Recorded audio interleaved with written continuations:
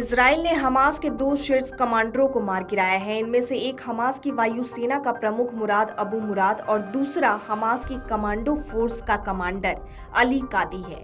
7 अक्टूबर को दक्षिणी इजराइल में नरसंहार के दौरान मुराद आतंकियों को निर्देशित कर रहा था, जबकि अली कादी उनका नेतृत्व कर रहा था। इजरायली सेना ने कहा, हमास के सभी आतंकियों का ऐसा ही हर्ष होगा।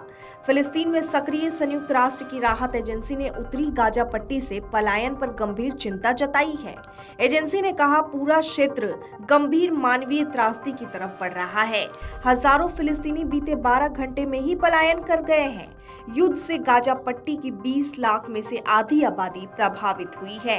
वहीं सैनिकों के बीच पहुंचे इजरायली पीएम बेंजामिन नेतन्याहू ने आह्वान किया कि अगले चरण के युद्ध के लिए तैयार रहें।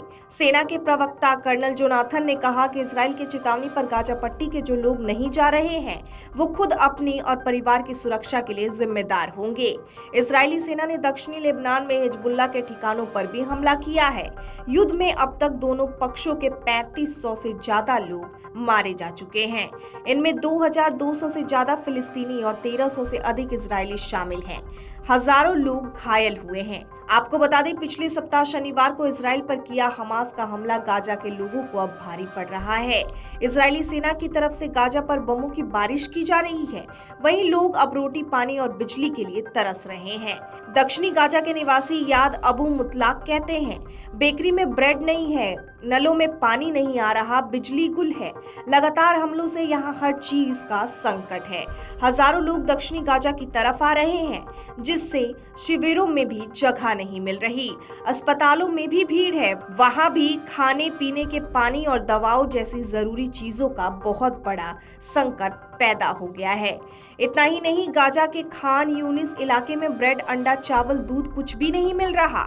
इजरायली हमले एक तरफ बम बरसा रहे हैं और दूसरी तरफ लोगों को भूखा रहने को मजबूर कर रहे हैं। इजराइल ने गाजा में खाना, पानी, बिजली, इंटरनेट सहित सभी सुविधाएं रोककर संपूर्ण नाकाबंदी की है।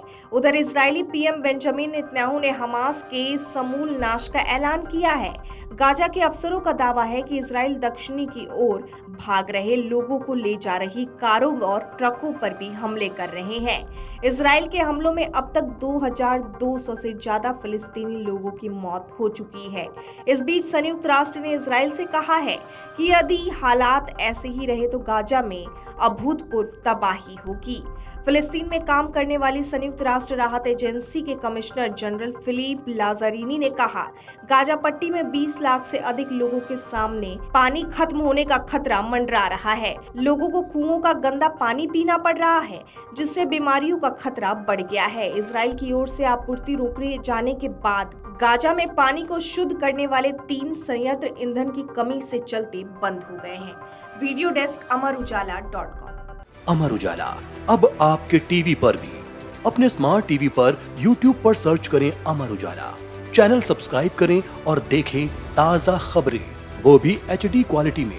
और हाँ, बेल आइकन दबाना ना भूलें ताकि हर खबर हो आपके घर। अमर उजाला, निष्पक्ष, निर्भीक, निरंतर।